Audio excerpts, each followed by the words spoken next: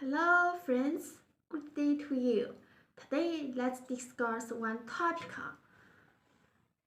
8 reasons for galvanized steel, GI, white rust, and black spots. Number 1.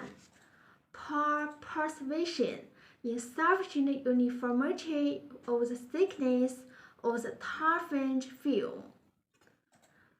Number 2. The surface is not coated with oil. Number 3.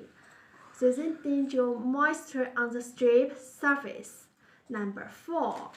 Passivation is not complete drying. Number 5.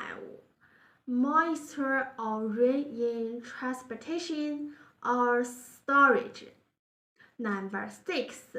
The finished product is stored for a long time. Number 7. Galvanized steel and other acids and alkalis and other corrosive material contact or storage together. Number 8.